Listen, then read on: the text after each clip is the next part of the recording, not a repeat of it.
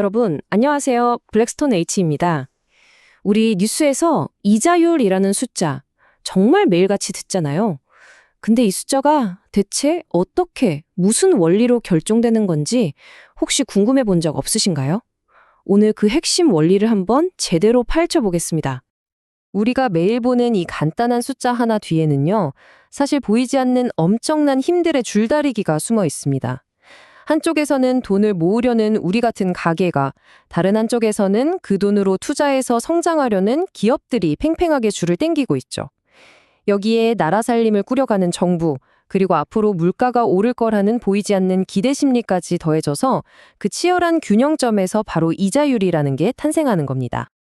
자, 그럼 이 거대한 자금 시장의 주인공은 과연 누구일까요? 바로 돈을 공급하는 저축자와 그 돈을 필요로 하는 차입자, 이 두 주체입니다. 이 둘의 관계를 이해하는 게 모든 이야기의 시작이라고 할 수 있죠. 원리는 아주 간단합니다. 우리 같은 가게, 즉 저축하는 사람들 입장에서 한번 생각해 볼까요?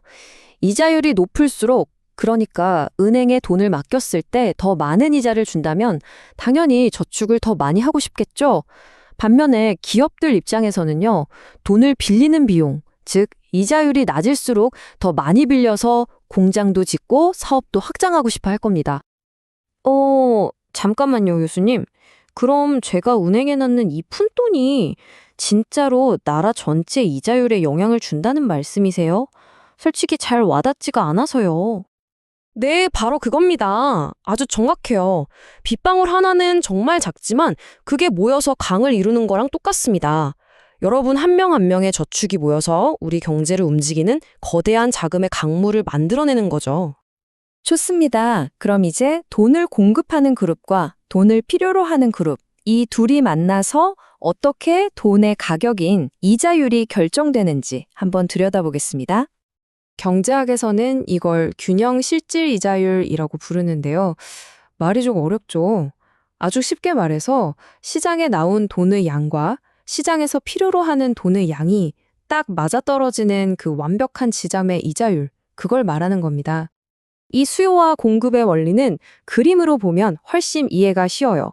자, 시장을 하나의 그래프로 상상해보죠. 세로축은 돈의 가격, 즉 이자율이고요.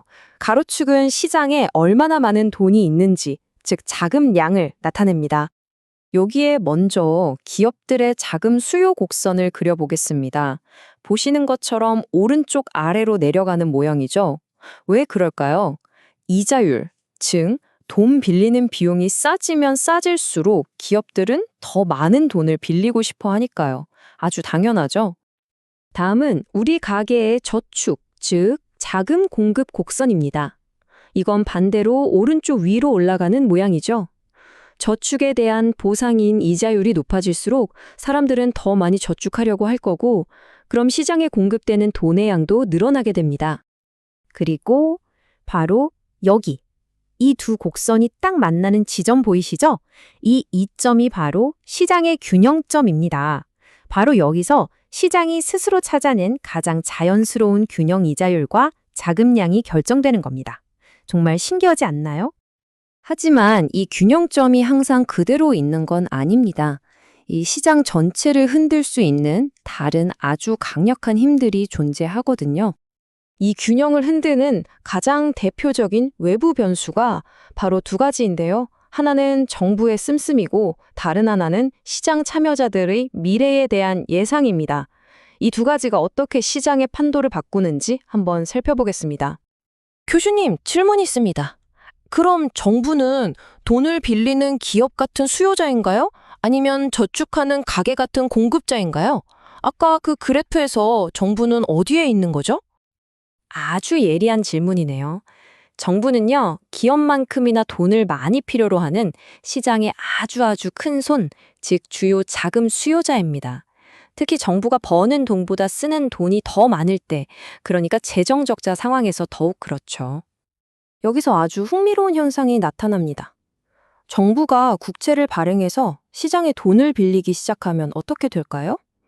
시장에서 돈을 빌리려는 주체가 기업뿐만 아니라 정부까지 추가되는 거잖아요. 그럼 당연히 전체 자금 수요 곡선은 이렇게 오른쪽으로 이동하게 되겠죠. 자, 그래서 핵심은 이겁니다. 시장에 공급되는 저축의 양은 그대로인데 돈을 빌리려는 경쟁자로 정부가 끼어든 셈이죠. 당연히 돈의 가격, 즉 이자율은 이전보다 더 높은 새로운 균형점인 이 프라임 지점에서 형성될 수밖에 없는 겁니다. 정부의 지출처럼 눈에 보이는 힘 말고도요, 보이지 않는 심리, 즉 인플레이션 기대도 이자율을 움직입니다. 한번 생각해 보세요. 만약 내년에 물가가 3% 오를 거라고 모두가 예상한다면 돈을 빌려주는 입장에서 그냥 가만히 있을까요? 아니죠. 내 돈의 가치가 떨어질 게 뻔하니까 그 3%만큼은 이자를 더 받아내려고 할 겁니다. 이렇게 실질 이자율에다가 미래의 물가 상승률 예상을 더해서 우리가 은행에서 보는 명목 이자율이 결정되는 거죠. 자, 지금까지 다소 복잡해 보이는 경제 원리를 살펴봤는데요. 이게 우리 실생활과 얼마나 밀접한 관련이 있는지 알아보면서 한번 마무리해 보겠습니다. 이 문장이 모든 것을 말해줍니다. 이자율은 그냥 단순히 돈의 가격이 아니에요. 우리 경제 전체의 소중한 자본이 어디로 흘러가야 할지를 결정하는 아주 중요한 신호등과 같은 역할을 하는 겁니다. 거시경제의 이자율 변화, 이거 절대 남의 얘기가 아닙니다. 바로 여러분이 내는 주택담보대출 이자, 자동차 할부금, 그리고 은행 예금에서 받는 이자와 여러분의 은퇴자금 성장률까지 우리 삶의 모든 금융 결정에 직접적인 영향을 미칩니다. 오늘 내용을 바탕으로 한번 생각해 보시죠. 뉴스에서 중앙은행이 정책 금리를 조정한다는 소식이 나올 때 그 결정이 어떻게 시장의 수요와 공급 곡선을 움직여서 결국 여러분의 대출 이자에까지 영향을 미치게 될까요? 이 흐름을 이해하는 것, 그것이야말로 현명한 투자의 진짜 첫걸음입니다.